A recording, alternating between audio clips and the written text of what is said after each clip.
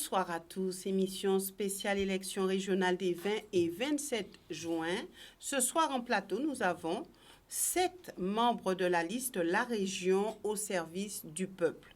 Alors, une liste, je vais dire, menée de main de maître apparemment par Christelle Nanor. Et puis, elle est accompagnée de 6 autres femmes et hommes qui l'accompagnent au niveau de ce combat des élections régionales. Alors, Christelle Nanor est sans profession, parcours politique, elle n'en a pas. Pierre Chadru, lui est économiste, acteur culturel, mais aussi plasticien. Il n'a pas de parcours politique. France-Aimée Coquin est formatrice en gestion d'entreprise et coach professionnel. Pas de parcours politique non plus. Et puis, nous poursuivons avec cette présentation des invités. José Cancel est cadre administratif, pas de parcours politique. Et de l'autre côté du plateau, nous avons Corinne Lomba, qui est médiatrice sociale et formatrice professionnelle. Elle a été la colistière pour les dernières élections municipales de 2020, colistière de Sylvie Chamougon-Anneau.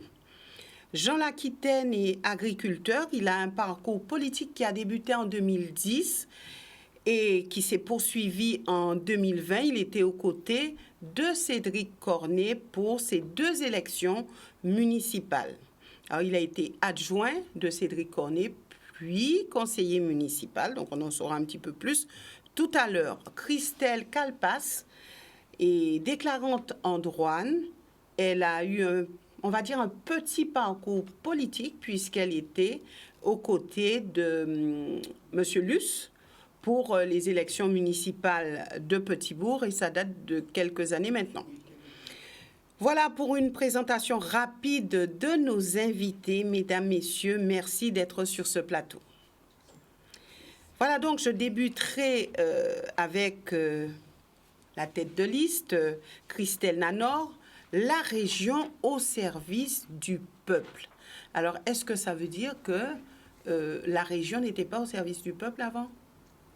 La région n'était pas suffisamment, en tout cas, au service du peuple jusqu'à présent, étant donné que les indicateurs et les informations que nous avons nous permettent tout de même d'en être rassurés. Il y a énormément de personnes qui sont au chômage aujourd'hui, beaucoup de personnes qui vivent sous le seuil de pauvreté, le travail de chef de file pour assurer le développement économique et donc la possibilité pour les Guadeloupéens d'intégrer un marché de l'emploi dynamique ne sont pas au rendez-vous.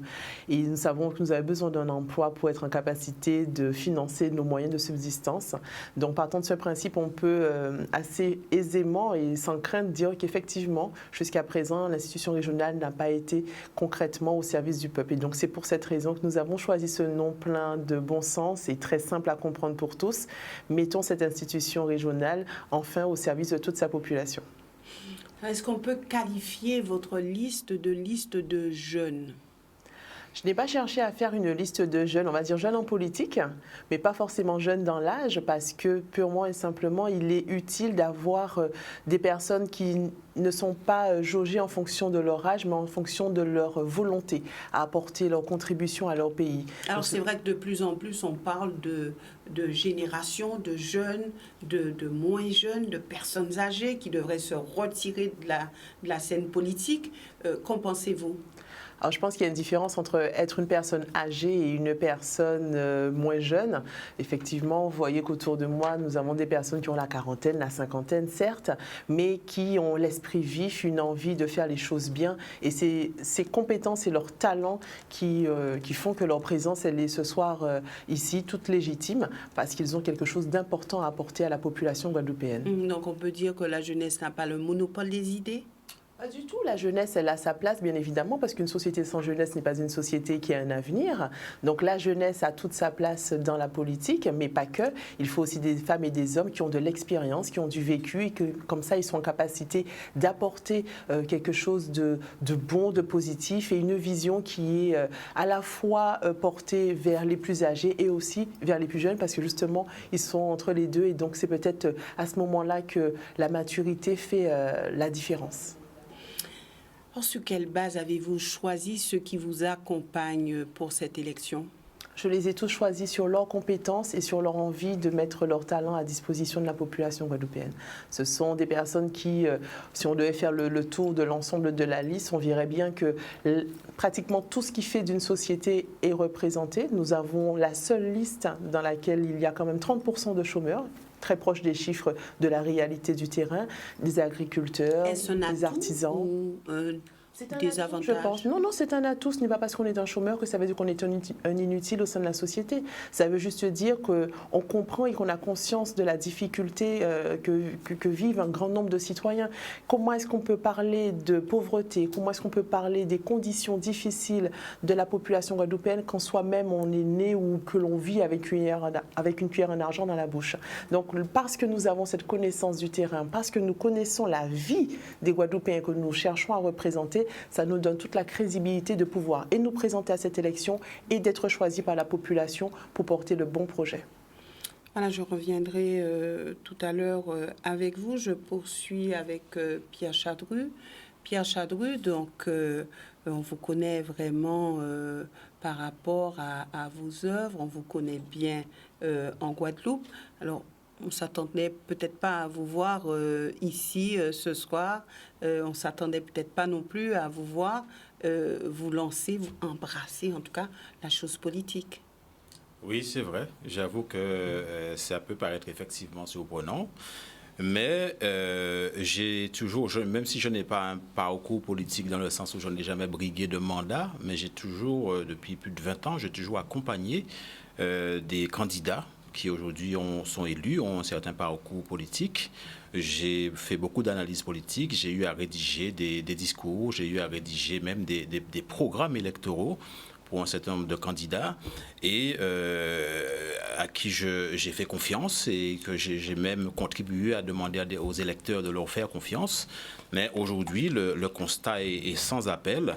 La classe politique en général, elle est défaillante. La classe politique ne répond pas aux objectifs qu'on attend d'eux. La classe politique ne met pas en pratique, ne met pas en œuvre forcément toutes les promesses qui ont été faites. Ce qui fait qu'aujourd'hui, dans cette urgence extrême de sortir la population guadeloupéenne et le territoire guadeloupéen de cette direction négative, presque catastrophique, on court presque à la catastrophe si on continue avec les élus qui sont en place, parce qu'on voit bien qu'ils n'ont pas de vision. Donc vous n'avez plus envie de les accompagner, en clair? Pas du tout. Je me dis de toute façon que les compétences que j'ai pu mettre à leur service, je peux bien les mettre à mon service et au service du parti. On n'est jamais mieux servi que par soi-même. Exactement. Donc, en foi de ça, on a monté un nouveau parti politique, donc la Guadeloupe Consciente en Action, pour pouvoir mener des idées, des actions dans une philosophie qui est la nôtre et qui est différente de ce qui est aujourd'hui proposé à la population guadeloupéenne. Et franchement, au vu des ressentis, mais au vu aussi de certains constats, de certaines observations, je ne dirais pas sondage ou statistique, mais on voit bien que la majorité des électeurs aujourd'hui veut tourner la page, clairement. Et donc, je pense aujourd'hui être en mesure... On le saura au soir des 20 et 27 juin. Oui, bien sûr, on sait très bien que la politique n'est pas une science exacte. On l'a compris, surtout sur notre territoire et dans certaines communes où on s'est retrouvé avec des coups de théâtre. Mais il n'empêche qu'aujourd'hui, ma posture est très claire. Il faut porter sa pierre à l'édifice et comme j'aime bien dire, je refuse aujourd'hui de continuer à me sentir à la fois victime et complice. Complice parce que on a bien fait confiance à des gens qui sont en place aujourd'hui parce qu'on a voté pour eux, et victime parce que voilà, on voit bien que ce qu'ils font, ça fait que la Guadeloupe est de plus en plus au fond du trou. On a le chômage inexorablement. Vous avez le sentiment d'être au fond du trou? Eh bien oui, absolument, et je ne pense pas être le seul. Il n'y a qu'à voir les chiffres, 54 000 chômeurs, plus de 130 000 personnes en dessous du seuil de pauvreté, c'est presque la moitié quand on regarde bien. Enfin, c'est au plus du tiers en tout cas de la population guadeloupéenne. Et si on continue, moi je crains que la Guadeloupe ne devienne un vaste ghetto, comme on en a au Brésil ou ailleurs. Donc je pense qu'aujourd'hui il est temps de tirer la sonnette d'alarme puisque manifestement les élus en place ont des moyens financiers. Lorsqu'on regarde les budgets, lorsqu'on regarde aussi les bilans qui sont présentés, lorsqu'on regarde aussi ou lorsqu'on entend ce qui se dit, on a l'impression quand même que les élus disent on a bien travaillé, très bien travaillé. Donc, il y a un décalage entre ce que vous dites. Ce qu'ils disent et ce que les observateurs observent. Nous y reviendrons tout à l'heure. France-Aimée Coquin, quelle a été votre motivation? Je pense que M. Chadouille a bien enclenché la chose en disant que la situation de la Guadeloupe, elle est compliquée. C'est indéniable. Et moi, j'accompagne tous les jours des entrepreneurs. Et je peux vous dire que la situation est très difficile pour eux. Très difficile. Vous voyez le nombre de chômeurs qui a augmenté, le nombre d'entreprises qui sont en train de fermer ou en plan de redressement.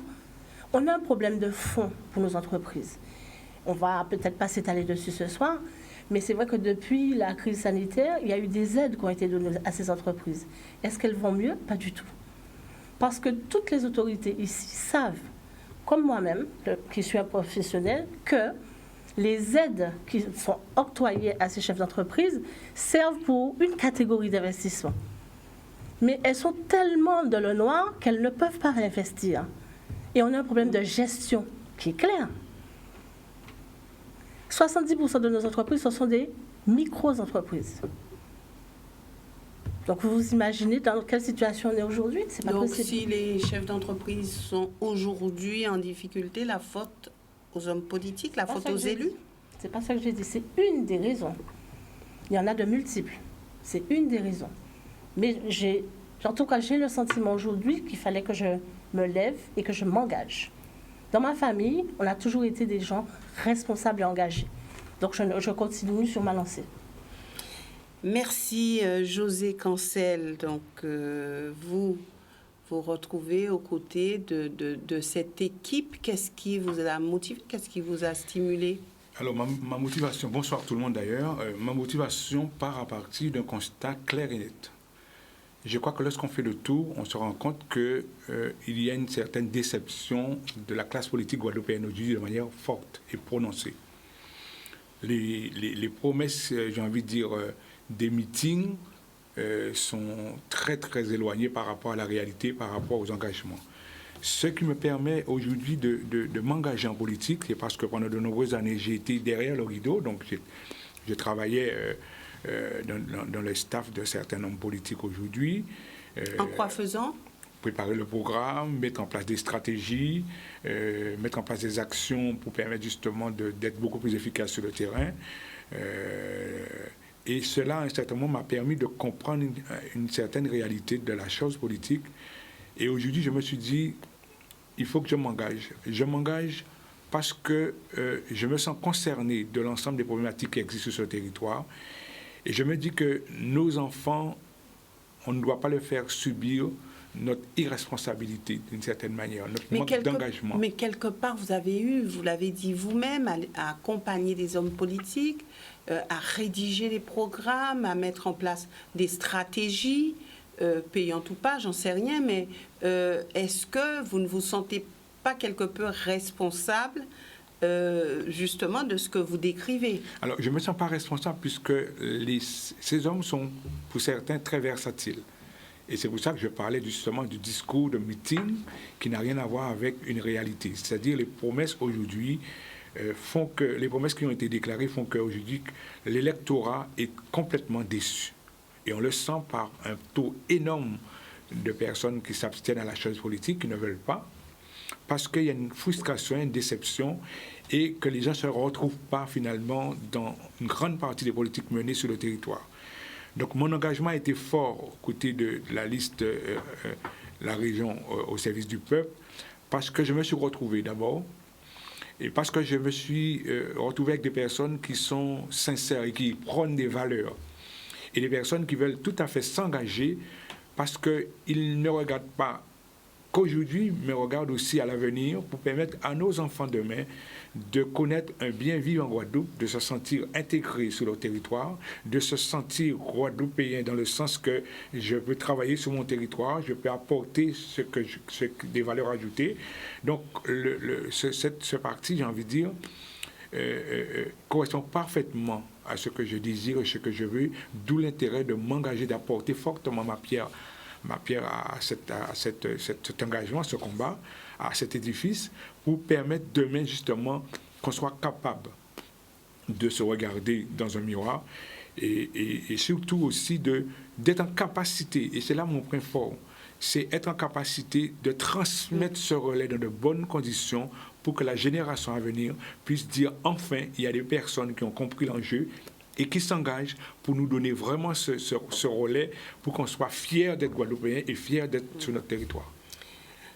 Corinne Lomba, alors même question, vous êtes engagée, son parcours politique, ou du moins un parcours politique très, je vais dire, très récent, en 2020. Alors, c'était pour les municipales. Alors, est-ce qu'on peut dire que vous êtes dans une continuité? Non seulement je suis, bonsoir à toute la Guadeloupe, non seulement je suis dans une continuité, mais je suis aussi sur une évolution. Alors, je vais dire pourquoi. Parce que moi, je suis fille de 2 personnes qui se sont engagées en politique et en vie associative sur la Guadeloupe. Et ces 2 personnes m'ont donné l'amour et le goût de la chose politique avec un grand P. Donc, j'ai observé, j'ai vu évoluer. Et autre chose qui me motive, c'est que je me suis rendu compte au cours de mon parcours et au cours avec les gens que j'ai côtoyés, que ce qui est politique n'intéresse pas la génération d'après. Et là, je suis inquiète. Je suis inquiète parce qu'il n'y a pas de renouvellement, il n'y a pas d'engagement réel d'une génération. Je fais partie de cette génération sacrifiée et qui laisse faire, qui s'en va. Donc j'ai commencé ce qu'on appelle l'engagement citoyen en 2020 et je poursuis vers l'évolution. D'accord. Jean Laquitaine, donc vous avez un parcours politique qui date de 2010. Vous étiez aux côtés de Cédric Cornet, ainsi qu'en 2020. Est-ce qu'on peut dire que ce soir, vous êtes le candidat de Cédric Cornet? Non, pas du tout. Puisque, comme j'ai expliqué précédemment, avant tout, bonsoir à tous les téléspectateurs et les habitants de Gosier qui regardent. En fait, comme j'ai dit précédemment, étant adjoint au maire de Cédric Cornet, lors d'un courrier qu'avait envoyé le préfet concernant les parités qui n'étaient pas respectées au niveau de certaines communes, donc à ce moment-là, lorsqu'ils ont refait le bureau, à ce moment-là, moi, je me suis retrouvé rétrogradé au niveau de simple conseiller municipal. Donc, vous l'avez mal pris? Oui, un peu dans le sens que j'étais l'un de ces éléments les plus forts, les plus présents, je veux dire. Et tout le monde le reconnaissait, même l'équipe, et même lui-même, il l'a dit. Et on s'étonnait que par la suite, il se sépare de moi. Il ne voulait pas de moi dans son équipe. Bon, ceci dit... Qu'avez-vous fait de mal? Mais il faudrait lui demander parce qu'avant de passer à cet acte, il m'a plébiscité devant tout le monde. C'est un non-sens. Et tout le monde reconnaît aujourd'hui que j'étais compétent. Vous posez la question à n'importe quel élu de l'équipe, ils vous diront la même chose. Voilà. Donc, cette expérience, vous voyez, tout ce qu'a dit tout à l'heure mes collègues, c'est vraiment ça, la chose politique aujourd'hui. Donc, moi, je vais parler de cette expérience que j'ai vécue, justement, aux côtés de l'équipe de Gosier, qui fait que c'est pour ça que je continue le combat. Toutes les promesses qui ont été faites auparavant, tout ça, tous les rêves qu'on a fait croire à la population et qu'aujourd'hui on se rend compte que ce n'est pas la réalité, et même l'équipe qui est en place. Donc, mais on dit qu'un homme politique doit faire rêver. Est-ce que oui, vous êtes d'accord avec ça? faudrait-il que ce rêve puisse ensuite se réaliser, ou du moins se donne les moyens, on mouille la chemise pour pouvoir le réaliser. C'est ce que moi, quand il ne se réalise pas. Moi, c'est ce que je reproche à l'ensemble de la classe politique aujourd'hui, c'est que ça manque de volonté, de courage d'aller jusqu'au bout, parce que on peut avoir de très bonnes idées et arriver sur le terrain, on découvre des choses. Ben, il faut se mettre au combat. Quand on constate qu'il y a des choses qu'il faut changer, eh ben, il faut se mettre au combat. Et qu'est-ce qu'ils font?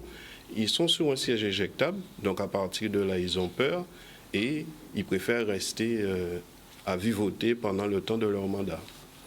C'est ça que je leur reproche. C'est vraiment votre analyse. Et c'est la vérité. Alors, quand on vous écoute, on n'a pas forcément envie de se lancer en politique. Mais moi, si je continue, ça veut dire que c'est pas parce qu'on vit ça qu'il faut s'arrêter là. Parce que la vie, c'est un combat continu. Donc, on doit laisser quelque chose pour notre génération de demain. Donc, on doit continuer le combat. D'accord. Christelle Calpas, vous avez un petit parcours politique, je l'ai dit, c'était au municipal de Petit-Bourg, il y a quelques années de cela. Vous avez fait un break après? Ou est-ce que l'envie ne vous est pas venue de poursuivre en politique? L'envie, j'ai pas eu envie à continuer. Après, effectivement, j'ai déménagé. Et puis, ce qui fait que, bon, je me suis posée. Vous êtes posée. Et pourquoi maintenant vous êtes mise debout alors? Alors, quand j'ai vu le programme, ce que proposait le programme de Christelle, qui est très humanisme, je me suis dit, ça m'intéresse et je suis très ancrée dans le milieu associatif. Et puis, c'est pour cette raison que je suis là. C'est pour cette raison que vous êtes là. Donc, vous avez choisi Christelle ou vous... Le programme. D'accord. Bon, ben maintenant, nous avons fait un tour de plateau. Nous avons fait un petit peu plus connaissance avec vous et surtout vos motivations. Nous marquons une courte pause et puis nous revenons avec ces 7, on va dire, battants, puisque vous dites nous sommes debout, nous y allons. Pour ces élections régionales. Et puis, bien sûr, en troisième partie d'émission, vous aurez la possibilité de poser des questions. Donc, préparez déjà une question à chaque fois pour nos invités. Alors, vous avez la possibilité de les citer. Sinon, ils auront à cœur de répondre spontanément aux questions qui seront posées. À tout de suite. Voilà, nous revenons au sein de cette émission et nous sommes à la deuxième partie où chacun des invités aura développé un thème. Un thème, jusqu'à maintenant, ils sont censés ne pas le connaître, donc je pense que personne n'a eu à regarder ce thème. Donc c'est vraiment la surprise pour vous. Et je débuterai avec Pierre Chadru. On peut savoir quel thème vous avez choisi ? Vous avez décidé de ne pas le regarder? Ah ben non, complètement. Non. Des artistes.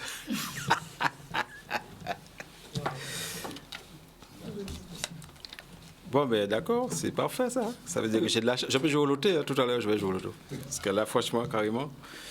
Donc, il faut que je réagisse sur la condition des artistes. Alors, puisque on a eu à voir que le conseil régional s'est penché sur la condition des artistes et c'est une blague. C'est pas une blague.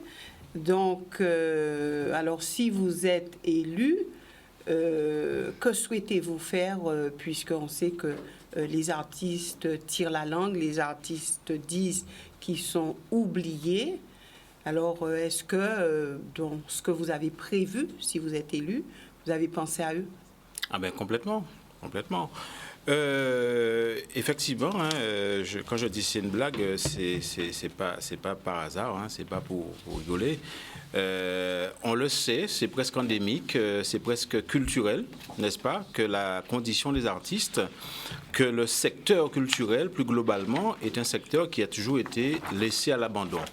La Guadeloupe, terre de culture, il paraît, mais dans les faits, ça ne se voit pas. Dans les faits, ça ne se voit pas.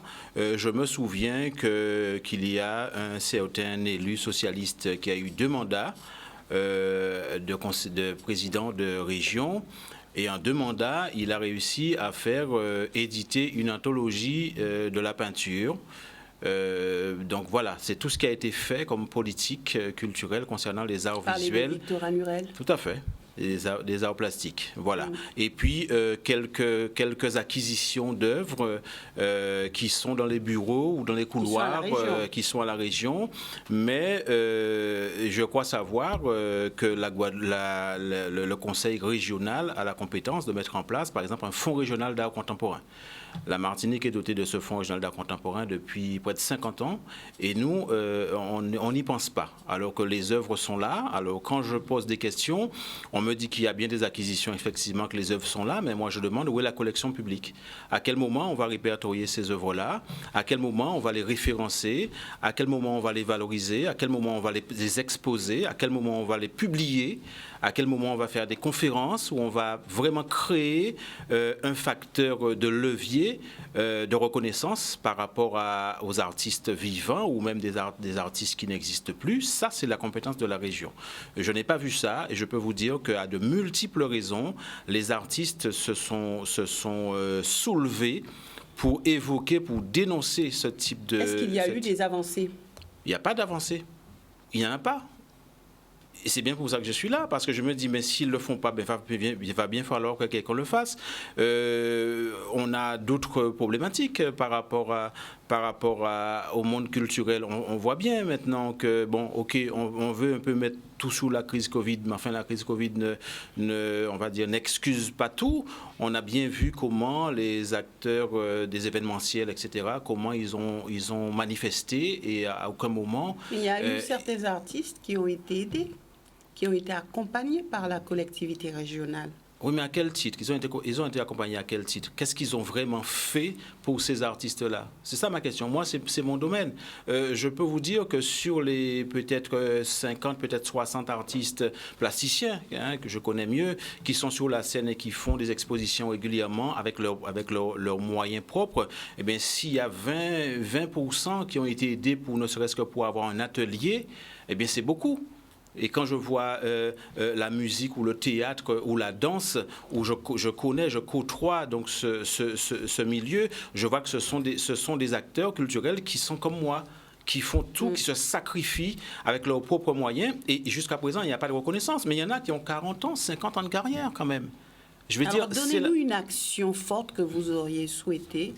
Mais nous, c'est pas compliqué. Hein. On va faire une révolution à ce niveau-là. C'est-à-dire qu'enfin, la région va tenir son vrai rôle, qui est un rôle de levier économique. Ça veut dire que le secteur culturel va devenir un secteur économique. Il faut s'attaquer à la production, il faut s'attaquer à la promotion de l'art, il faut s'attaquer à la diffusion, il faut s'attaquer à la valorisation. Et je prends par exemple le Groka, qui est un élément quand même fort de notre patrimoine culturel. Groka qui a été reconnu patrimoine mondial de l'UNESCO. Et je me souviens aussi qu'un certain Brédan, au tout début de la mandature de Chalus, avait fait une grande conférence, un plateau, un débat télévisé, en mettant l'accent fort sur le Groka comme étant l'élément vecteur de sa politique culturelle. Ben, on n'a rien vu. On a vu que, par exemple, l'association Reprise, qui est en charge de mettre en œuvre la politique de développement, de valorisation, d'éducation, de levier économique de ce patrimoine, qui est le Groka, a été boudé. Pourquoi? Parce que M. Jean-Claude Nelson était contre. Il était contre le fait que le Groka puisse être reconnu patrimoine mondial de l'UNESCO. Il faisait partie des gens qui étaient contre ce projet-là. Donc du coup, eh bien, le Groka a été boudé complètement par la région pendant 6 années. Et je peux encore prendre d'autres exemples. On n'aura pas le temps puisqu'il faut faire un petit tour de plateau. Je pourrais en parler 3 heures. Mais peut-être que vous aurez à répondre à quelques questions de téléspectateurs sur le sujet. Maintenant, France-Aimée Coquin, quel est votre thème? Alors, le thème que j'ai tiré, c'est l'agriculture. Oui, en fait, peut-être inverser. L'agriculture, alors qu'on a un agriculteur avec nous. Tu veux bien mon sujet? Quel est ton sujet? Oula, c'est encore pire. C'est José. Alors, on a des spécialistes chez nous, en fait. Mais On c'est a pas chacun nos grave. spécialités. Mais vous êtes une équipe et il faudra quand même. Alors. Allez-y sur le sujet. Vous avez voulu changer. Alors, je n'ai pas voulu changer. Je vous ai simplement dit qu'il y avait un agriculteur parmi nous. Mais je peux tout de même dire 2 mots sur l'agriculture. Ah, ben allez-y. Quand même, quand même. C'est votre thème. Quand même. Et il va poursuivre. Tout cela pour vous dire que c'est vrai que cette situation de la crise sanitaire que nous vivons encore a permis de mettre les agriculteurs au devant de la scène. Parce que trop souvent, justement, ils sont au bas de l'échelle concernant les entrepreneurs. Alors, notre objectif, justement, c'est d'utiliser ce potentiel que nous avons pour les faire évoluer vers l'excellence. Ça veut dire quoi concrètement? Nous avons des dents creuses. Nous allons utiliser ces dents creuses pour mettre en place des espaces de vente pour ces agriculteurs. Pas seulement les agriculteurs, mais aussi d'autres secteurs. Mais entre autres, ceux-là. D'autre part, nous avons des agriculteurs. L'agriculture, d'une manière générale, on fait un constat. Manque d'organisation. La Chambre d'agriculture est là, la SAFER est là, mais on entend souvent les jeunes agriculteurs se plaindre de leur situation, se plaindre de la répartition des terres. Combien d'agriculteurs attendent? Alors, est-ce que le budget de la région est suffisant? Le budget, je pour ne le les connais pas. Aujourd'hui, je agriculteurs. ne suis pas encore aux affaires. Mais en tout cas, en fonction du diagnostic, de l'audit que nous ferons, nous déciderons en fonction.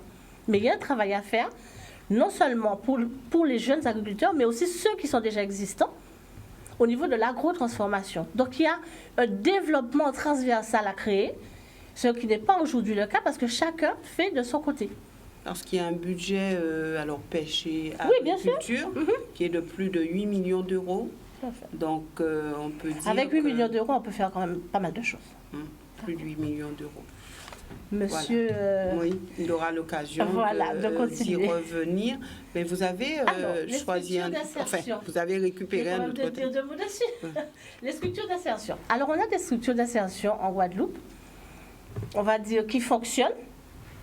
On va dire qu'on regarde comme ça, mais quand on rentre à l'intérieur, qu'est-ce qui se passe? Les chiffres sont là.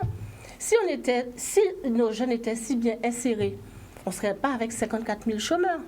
Donc, il y a un problème qui se pose. Il y a une réflexion à mener, et nous, on a mené cette réflexion. Nos jeunes, on se plaint souvent qu'ils partent. C'est un fait. Tout le monde l'a dit. Toutes les listes l'ont répété. Que proposons-nous face à ça?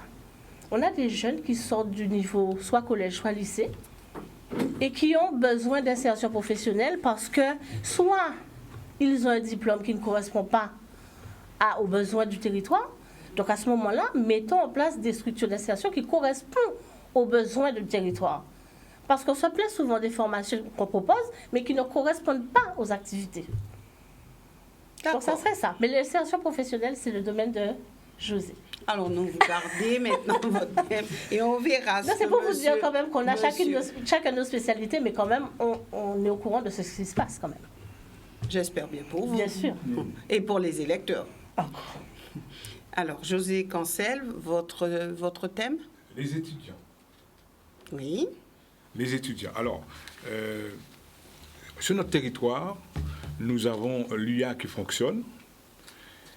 Malheureusement, il nous manque un certain nombre de profils et de formations adaptées par rapport à l'Université des Antilles. Pardon. Il nous manque un certain nombre de profils et de formations adaptées aux réalités du terrain. Je crois que sincèrement que beaucoup de nos étudiants, malheureusement, sont obligés de partir.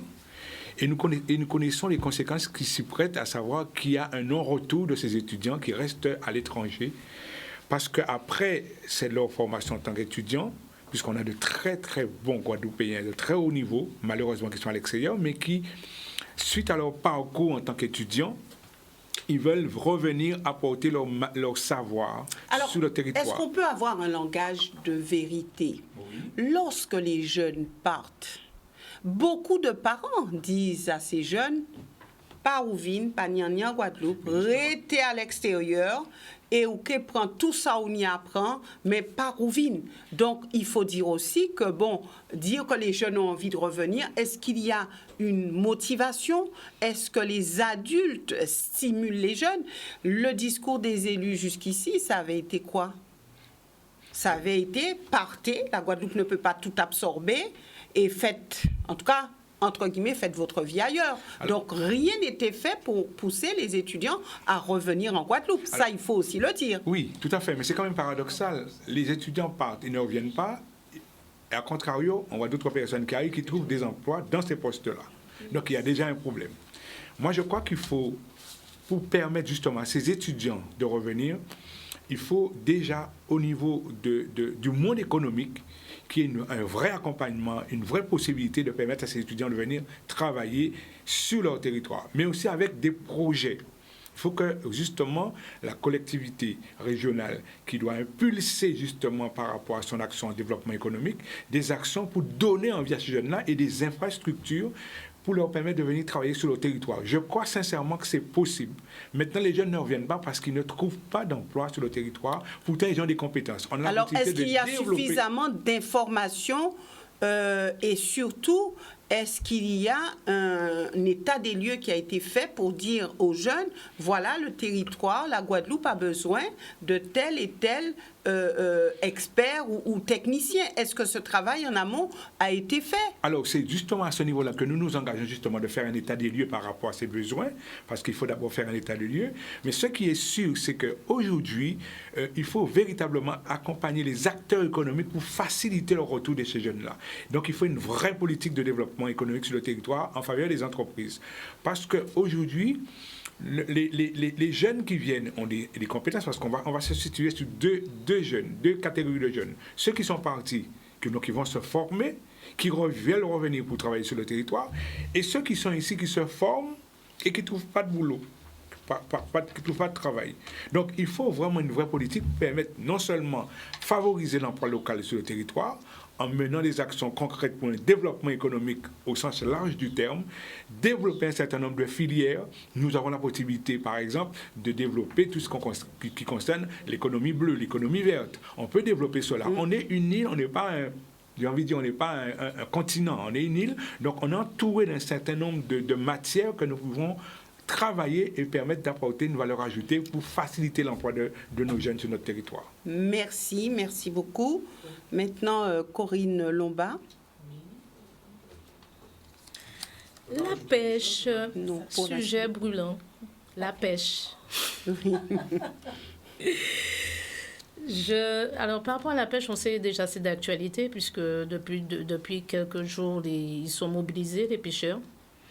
Mais ce qu'on peut, et déjà je les encourage, et j'espère qu'ils vont avoir une oreille attentive à leurs demandes, puisqu'on nous parle d'équipement, on parle de carburant, qui est le nerf de la guerre pour les pêcheurs, puisqu'il faut qu'ils aillent au large, au vu des difficultés en mer par rapport au chlordécone, par rapport aux délimitations de zones de pêche.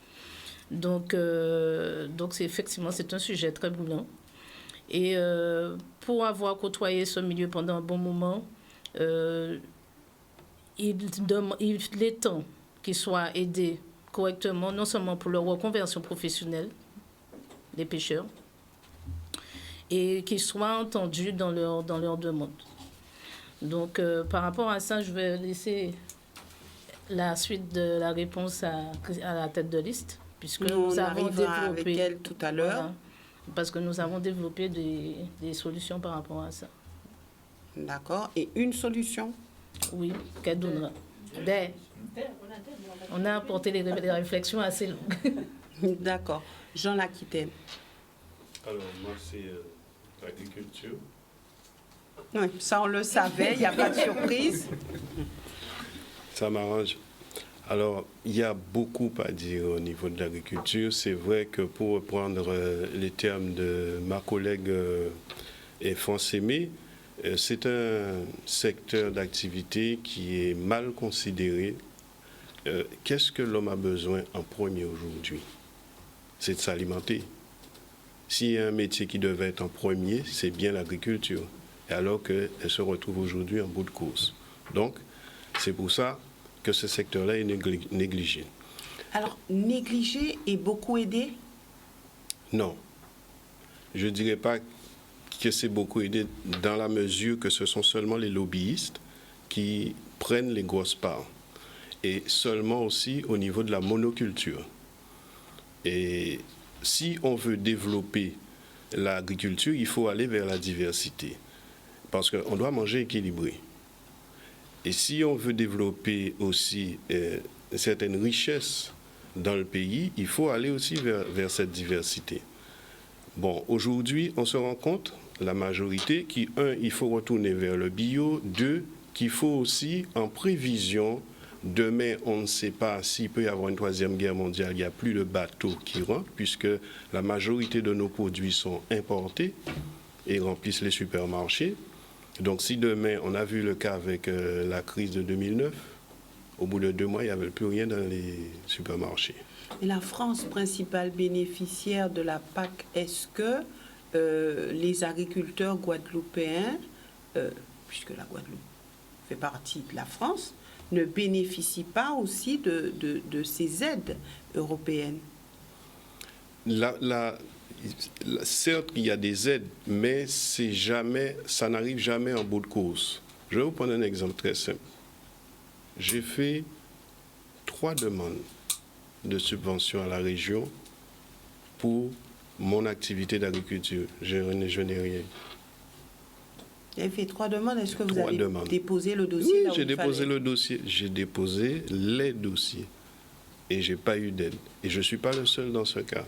Donc c'est pour vous dire que ce n'est pas évident. C'est un parcours de combattant. Et c'est pour ça, demain, si nous sommes à la région, nous allons changer la donne complètement. Qu'allez-vous faire rapidement? Nous allons changer la donne complètement. Parce qu'il y a plein de terres qui sont non utilisées et on peut récupérer et mettre à disposition plus de 100 000 hectares de terres.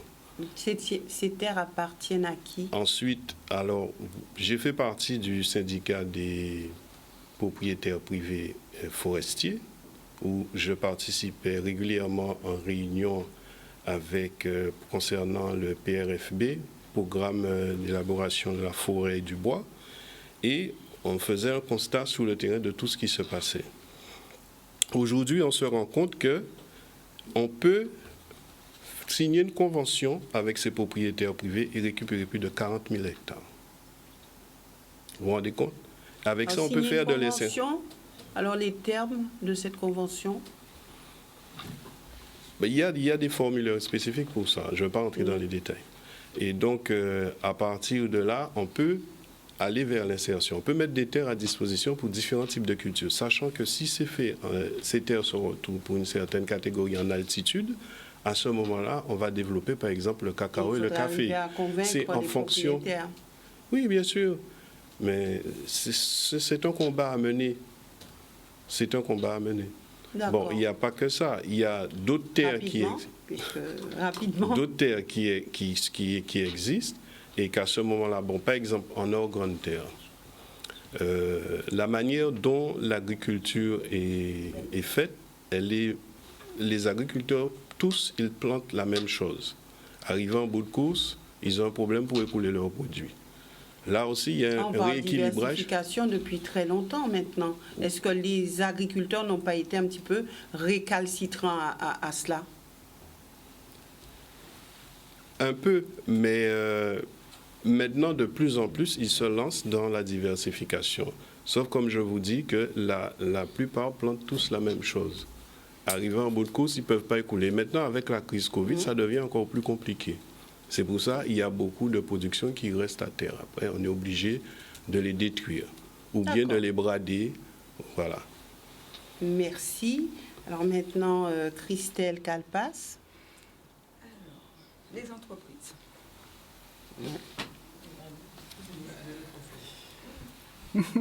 Allez-y.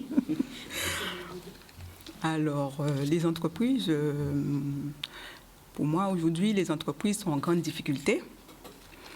Et il y a des solutions, dans notre programme, il y a des solutions qui peuvent être leur apportées. Alors, je laisserai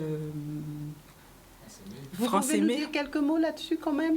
Oui, mais je dis que bon, les sociétés sont en très grande difficulté et puis nous avons des solutions que nous pourrons apporter. Et puis, bon... Si vous étiez chef d'entreprise, qu'auriez-vous souhaité? Un peu plus d'aide et de... Un peu plus d'aide et de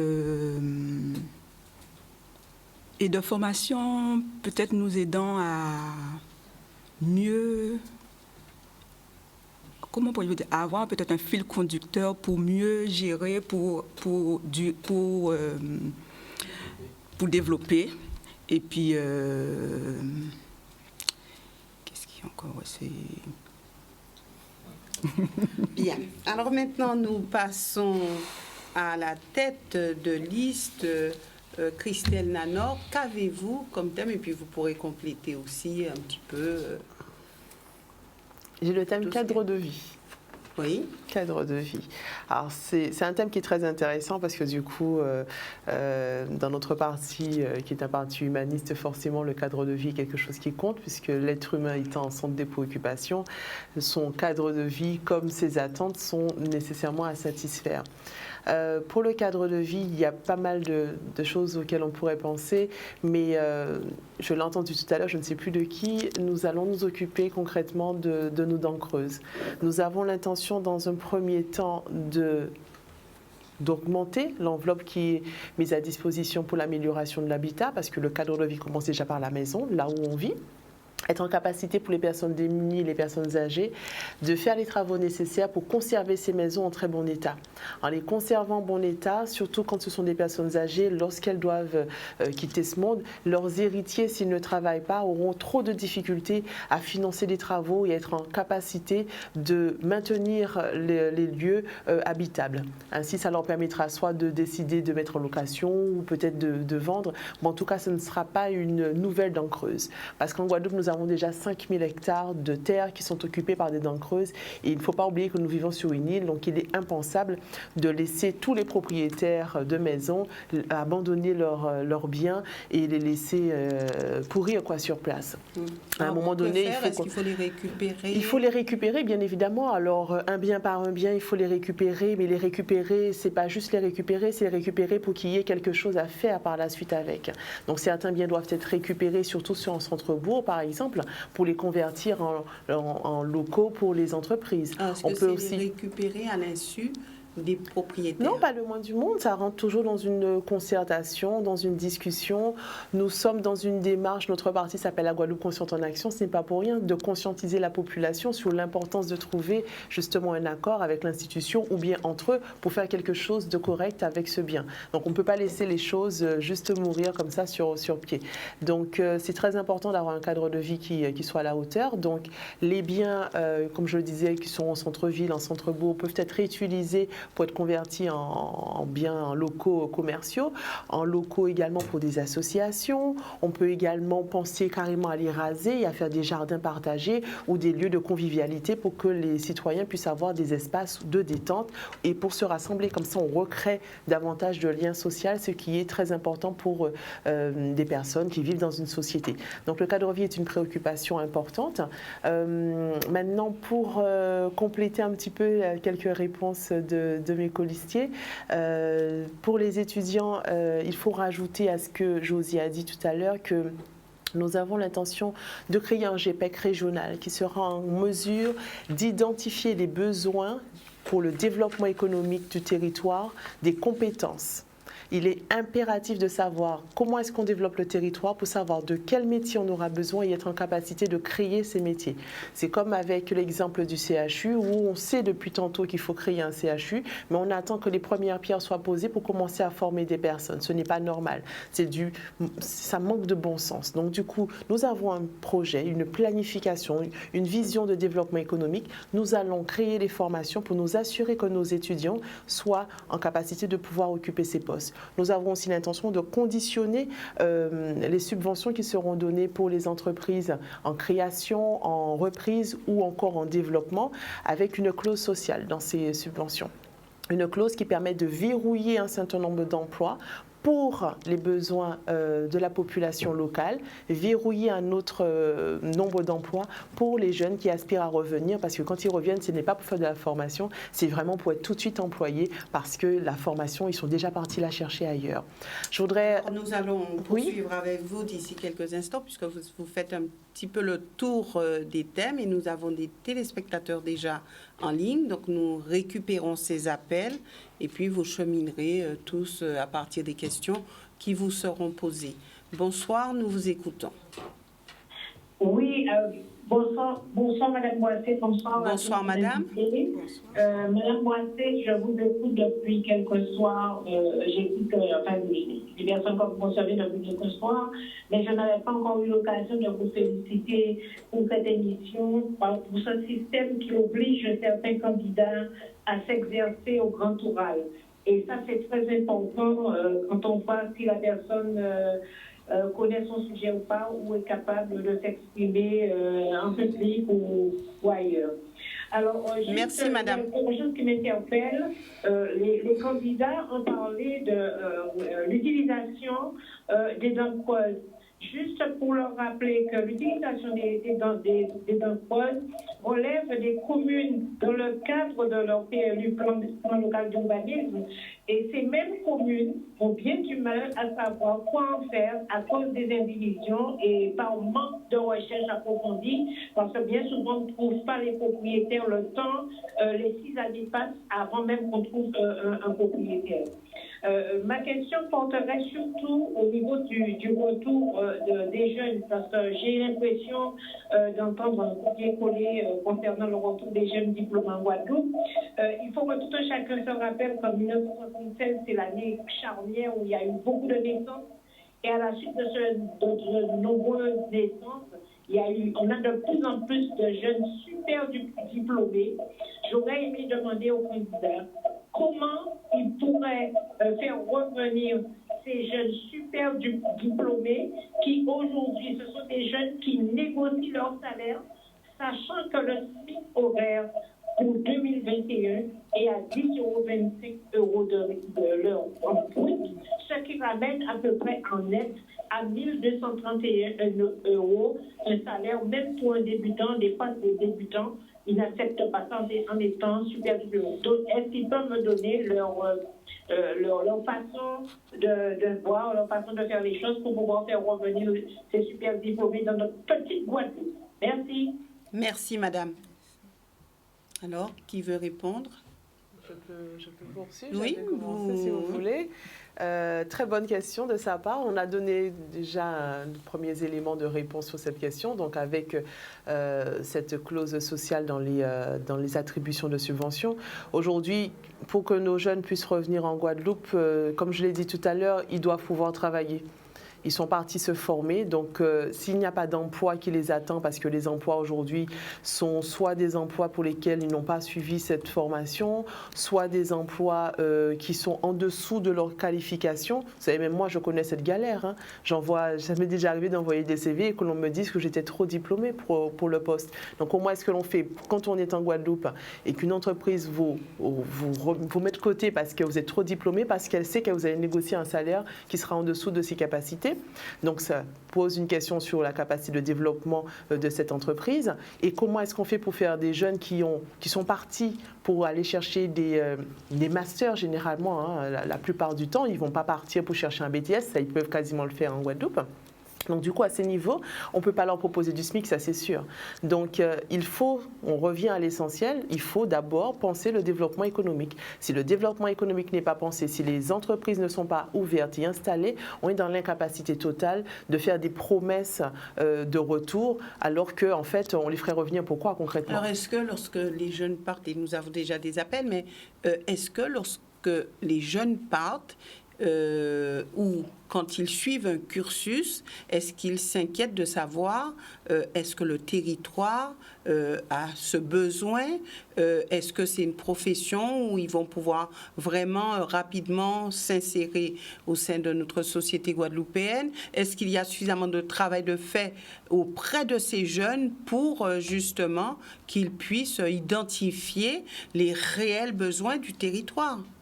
Je ne pense pas. Je pense que généralement, ils font des études en fonction de leurs propres aspirations personnelles, ce qui est quand même assez normal. Mais c'est bien pour cette raison que ce GPEC, il est important à créer. Parce que justement, ce GPEC nous permettra d'avoir une perspective sur l'avenir, de se dire dans 2 ans, dans 3 ans, dans 5 ans, voilà les besoins. Les métiers d'avenir aussi. Tout à fait, bien évidemment. On ne parle pas que du secteur primaire ou secondaire.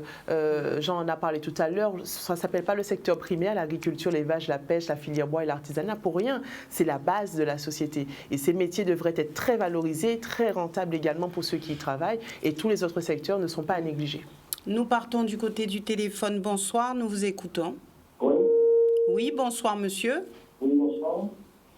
Allez-y, votre question.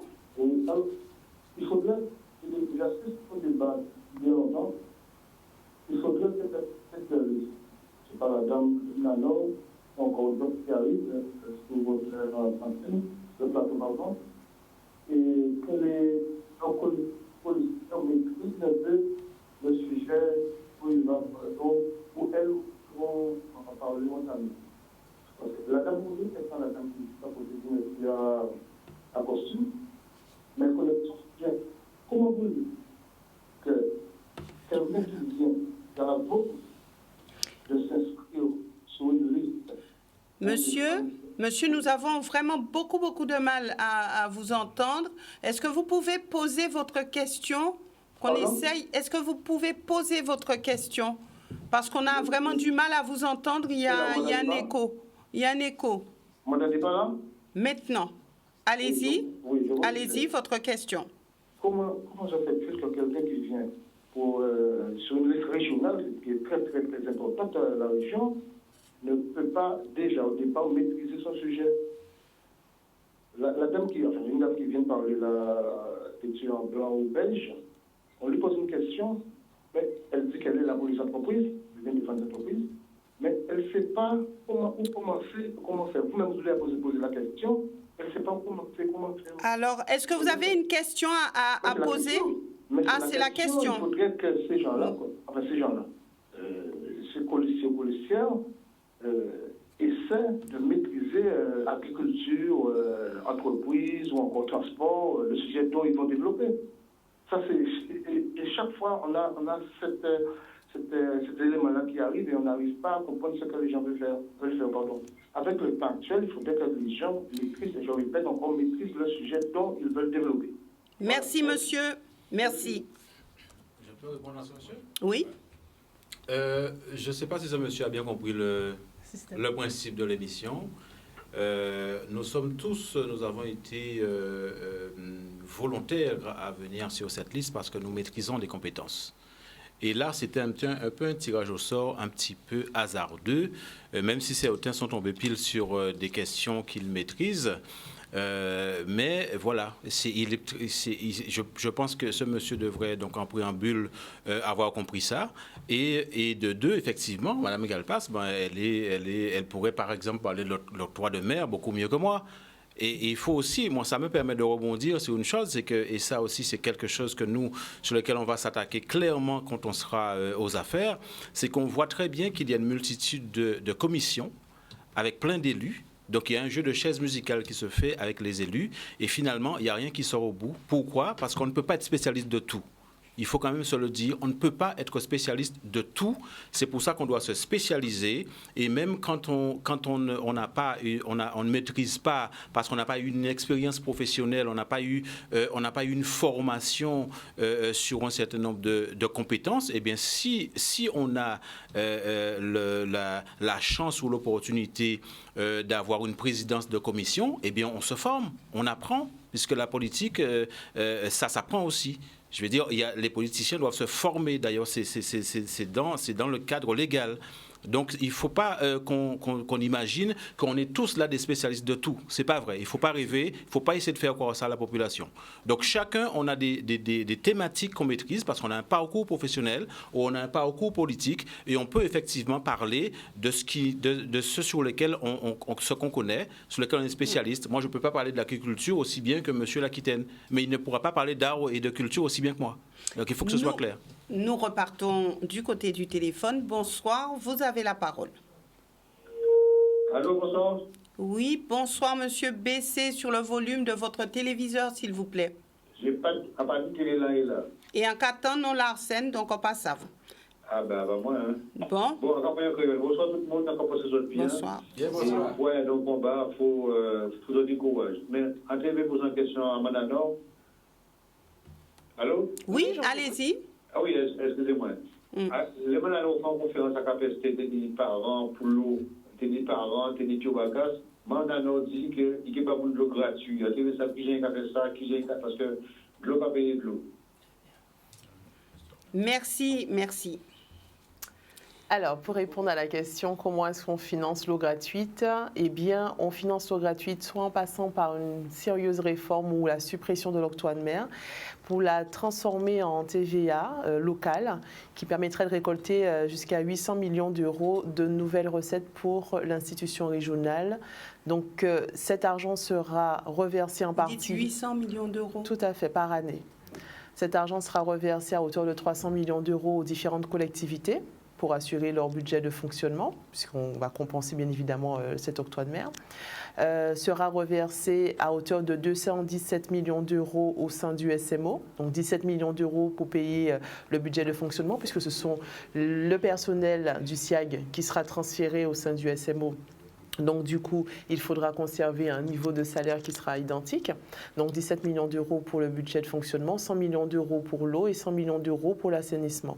Au final, la gratuité de l'eau, ça, il faut le dire, ce n'est pas de l'eau en illimité. Donc, les personnes qui pourront bénéficier de cette gratuité de l'eau sont des personnes qui auront un compteur qui fonctionne, bien évidemment. Un compteur avec un historique d'au moins 4 à 5 ans pour qu'on connaisse le niveau de consommation de chacun de ces compteurs. Et à partir de cela, lorsqu'il y aura des pics éventuels, si toutefois il y en a, on pourra envoyer un technicien sur place pour savoir s'il y a une éventuelle fuite, la réparer. Et si on constate que par contre on est dans une consommation abusive de la ressource, eh bien facturer et donc quelque part un peu sanctionner le mauvais comportement de certains. Mais en tout cas, aujourd'hui, la préoccupation, c'est vraiment le traitement, la distribution de cette eau, donc, et qui ne peut pas être correctement assurée. Donc, avec 100 millions d'euros par an... compte de... il y a des canalisations à refaire. Tout à fait, mais les 100 millions d'euros, tous ces travaux pour que tout un chacun ait de l'eau dans les robinets. Les 100 millions d'euros servent à cela. Aujourd'hui, nous sommes sur... les 100 millions d'euros chaque année servent à cela. Aujourd'hui, nous sommes sur l'utilisation encore en 2021 du plan d'urgence qui a été mis en place depuis 2018. C'était 72 millions d'euros et en 3 ans, on n'a pas fini d'utiliser 72 millions d'euros. Donc avec ce système fiscal nouveau, on sera en capacité d'engendrer plus de recettes que la vitesse à laquelle on réalise les travaux. Donc ça veut dire que les travaux bien lancés et fortement lancés auront largement les moyens nécessaires pour qu'on puisse résoudre ce problème d'eau le plus rapidement que possible. Donc résoudre le problème d'eau et l'assainissement également. Et passer à la gratuité de l'eau. Tout à fait. Nous repartons du côté du téléphone. Bonsoir, nous vous écoutons. Oui, je vous écoute maintenant. Oui, bonsoir monsieur. Monsieur qui parle là pour l'agriculture. Oui. Allô? Oui, oui. Le monsieur qui parle là pour l'agriculture. Allez-y. Oui, le monsieur qui parle là de l'agriculture, il a bien dit. Mais malheureusement, il n'y a pas assez d'agriculteurs en Guadeloupe. Il n'y a pas assez, mais il ne suffit pas de bétonner et pour toute la Guadeloupe qui existe. On doit évoluer l'agriculture et l'élevage. Évoluer ces deux cas et en plus augmenter, changer le transport. Parce qu'on est vraiment en difficulté. Ni les points en Guadeloupe, il n'y a pas de moyens de locomotion. Alors, et aussi les impôts. Les impôts nous cassent la tête, on ne peut pas vivre normalement. Il y a des gens qui vivent au-dessus de nos moyens, sur le plan financier. Alors, tout ces trucs-là nous cassent la tête énormément. Alors, il faut changer ça un peu. Merci. Impôts et augmenter l'agriculture. Il n'y a pas assez d'agriculture, moi, je ne le fais jamais. Parce que pour ça pour l'élevage et l'agriculture. Merci, monsieur. Merci, monsieur. Merci.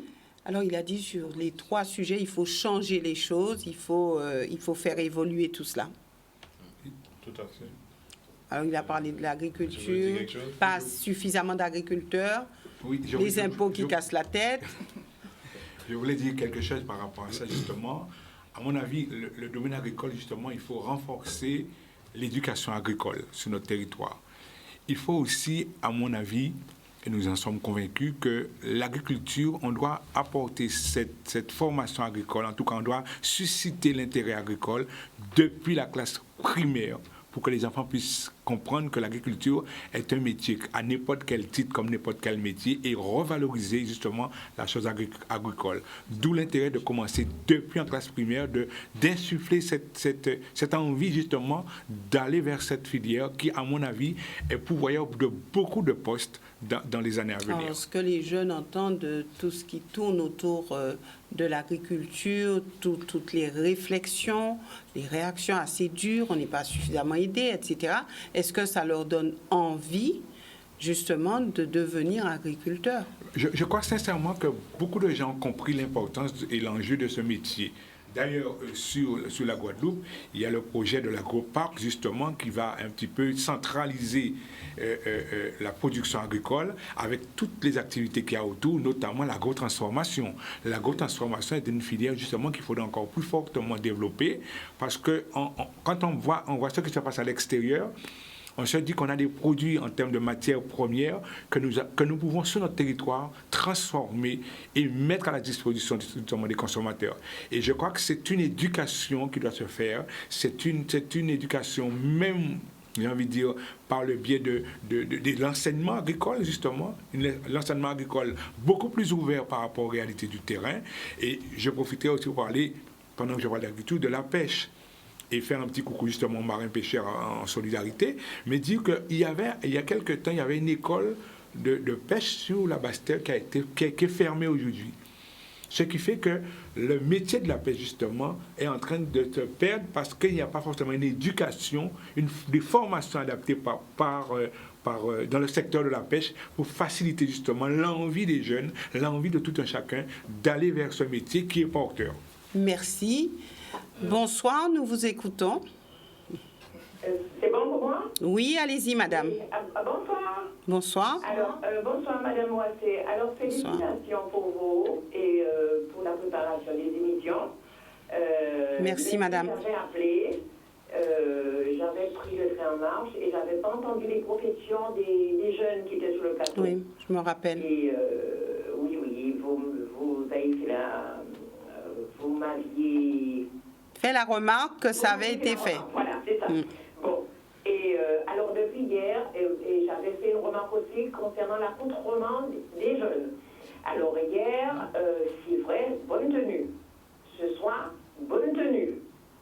Alors, la question que je voulais poser à Madame Lanor, j'ai cru entendre, elle est sans profession. Elle va à une élection aussi importante et j'entends qu'elle est sans profession.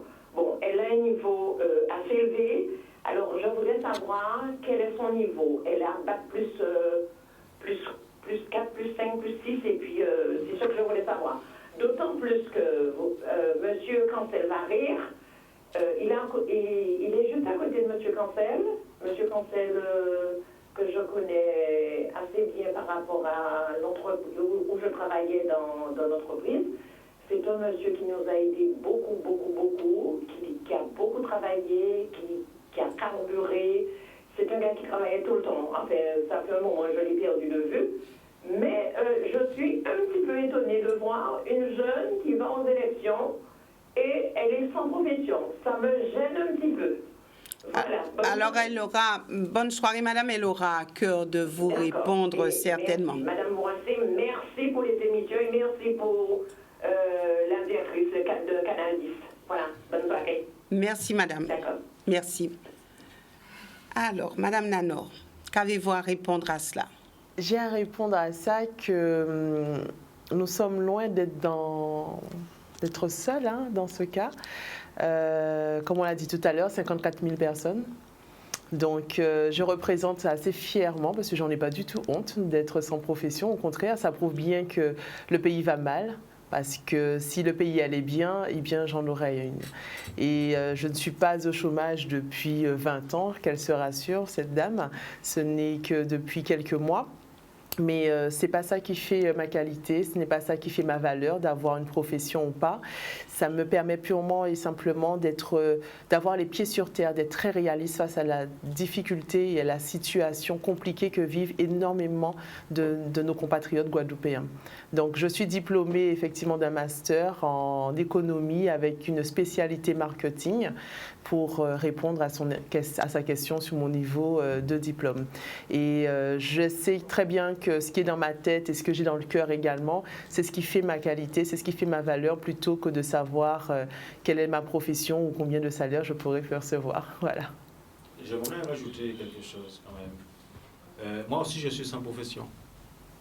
C'est un choix. Je suis en train de finir une thèse en économie de l'art et de la culture. Donc c'est un choix d'être sans profession parce que parfois, il faut aussi qu'on puisse se sacrifier, il faut aussi qu'on puisse faire des choix. Et le choix, c'est de pouvoir évoluer, d'aller plus loin. Et parfois, il faut se mettre au chômage pour pouvoir arriver à ses fins. J'ai cru comprendre que monsieur Cédric Cornet est aussi sans profession. C'est clair, c'est dit, c'est dans les papiers de la préfecture. Donc on ne peut pas me démentir. Donc ça, par contre, ça me pose problème, ça me pose question.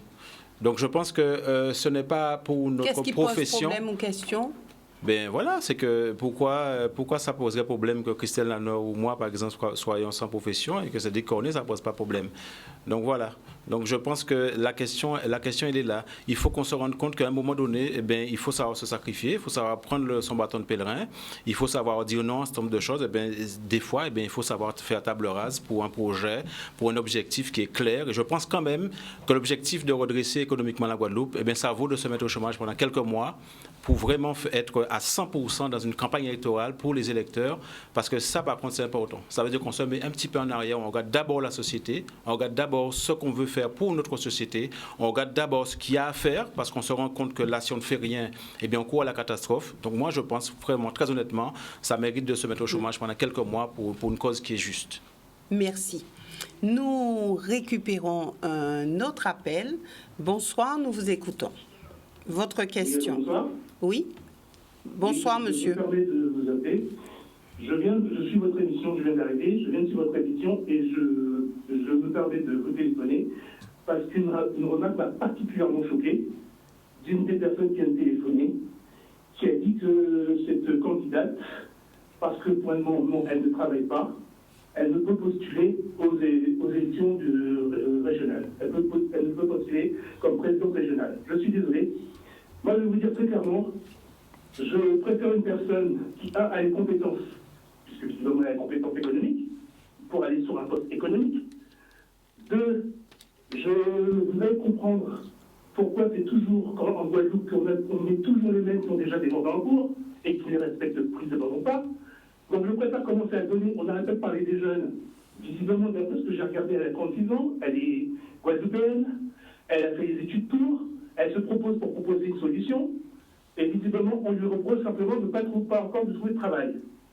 D'accord? Alors, je trouve ça un peu insensé.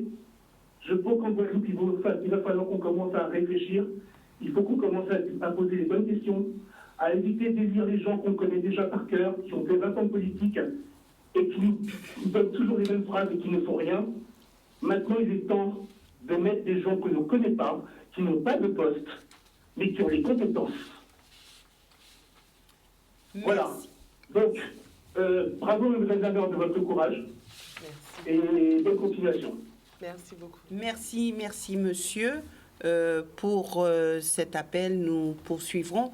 Et vous avez quelques instants, le temps de récupérer un autre appel, puisque vous souhaitiez tout à l'heure poursuivre sur quelques thèmes qui ont été abordés et sur lesquels vous vouliez réagir. Tout à fait. Je voudrais poursuivre sur la pêche.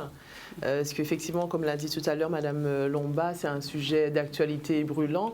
Ce matin, j'ai pris le temps de passer un appel à Monsieur Charlie Vincent, qui est le président du comité régional des pêches, parce que j'ai bien compris qu'il y avait une problématique sur le coût du carburant, mais je voulais connaître, avant de pouvoir donner une position de notre équipe, les mécanismes qui permettent le calcul calcul de ce tarif du carburant. Donc, il m'a renvoyé vers le comité, mais la personne en charge n'était pas présente aujourd'hui. Normalement, demain, j'aurai les éléments. Une fois que j'aurai ces éléments, je vais pouvoir en prendre connaissance de ces données et ensuite, nous aurons une position que nous pourrons affirmer sur la manière de faire pour obtenir un tarif un petit peu plus normal et plus accessible pour nos pêcheurs. Il y a une chose tout de même que je voulais dire sur ça, même si ce n'est pas directement rattaché à la pêche. C'est que nous avons ici en Guadeloupe des filiales, on peut citer les noms comme Kiabi ou bien Gémeaux, qui affichent que leurs tarifs sont identiques à ceux de la France hexagonale. Et moi, du coup, ça m'interpelle parce que je me demande pour quelle raison est-ce que si la France, elle est une et indivisible, nous avons des différences de tarifs, alors que pour certaines filières ou certains produits, il n'y a pas de problème, mais que pour d'autres, soudainement, notre éloignement, la petite quantité d'eau qu'il y a entre le territoire national et la Guadeloupe font des écarts et de très grosses différences. Donc il y a des questions fondamentales à se poser sur les raisons pour lesquelles nous avons, pas que sur le carburant, mais sur l'ensemble de nos produits, des écarts de prix qui ne sont apparemment pas toujours justifiés. Donc on se poserait réellement la question et bien évidemment, quand j'aurai les éléments sur le prix du carburant, nous aurons une position que nous partagerons à la population. Merci. Autre appel. Bonsoir, vous avez la parole. Votre question, s'il vous plaît. Oui. Allez-y. Oui, alors déjà, je voudrais féliciter toutes ces personnes sur le plateau pour leur courage, pour leur engagement. Ce ne sont pas des personnes forcément que je connais. Je connais un petit peu Mme Nanor, je l'ai vu comme ça à la télé, un peu comme tout le monde. Je connais M. Chadru. Je sais que c'est un engagé. Et je ne suis pas surpris de le voir. Alors, moi, je sais un petit peu, je ne devais pas appeler, mais j'ai été outré par cette réflexion qui a été faite à Mme Nanor, comme quoi elle n'aurait pas de profession. Donc, les gens sans profession ne peuvent pas faire de la politique, ne peuvent pas se présenter. Je crois que ce débat-là est d'un autre temps. Et ce que la Guadeloupe a besoin aujourd'hui, ce sont des personnes de cœur qui veulent vraiment défendre ce pays-là. Parce que nous sommes un pays en danger aujourd'hui. En danger précisément, ce pays-là a été mis en danger par tous les politiciens actuels et passés. Le problème de l'eau, c'est un problème politique. Et on connaît bien les politiques qui ont conduit le pays de Guadeloupe aujourd'hui dans cet état-là. Donc nous avons besoin de personnes vraies et pas des personnes, pas besoin d'avocats, pas ça nous besoin. On a besoin de personnes vraies. Alors moi, ma question serait sur l'énergie. Je sais que j'ai entendu parler justement, Mme Nanor, je l'ai entendu dernièrement, parler du problème d'énergie en Guadeloupe. Je sais qu'il porte un projet, que ce parti-là porte un projet. J'aimerais bien qu'il puisse développer pour les Guadeloupéens. Merci beaucoup. Merci. Alors, vous aurez à cœur de répondre tout à l'heure, puisqu'il nous faut faire quand même un tour de plateau, vous donnez la parole, donc vous réagirez. C'était le dernier appel et je débuterai avec Pierre Chadru. Alors, vous avez quelques secondes, je dirais, pour vous adresser à cette population. Donc, quelques secondes.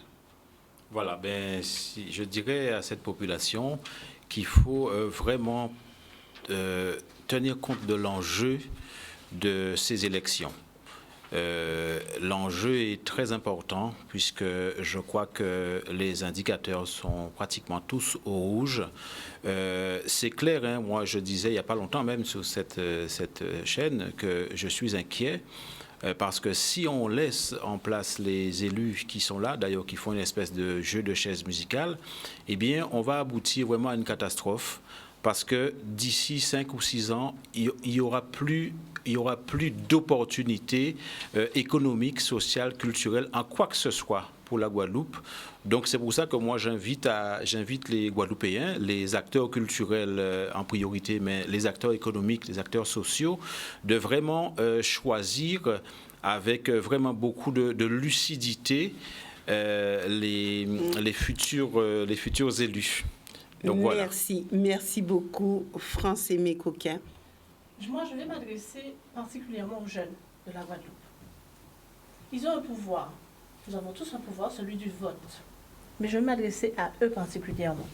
Parce que très souvent, ils sont désintéressés de ce qui se passe dans la chose politique. Mais je veux leur dire aujourd'hui que c'est l'occasion d'exprimer et d'exercer leur pouvoir. Parce que tout le monde est unanime que la situation est exécrable. Je vais m'arrêter là. Merci, José Cancel. Alors nous serons peut-être...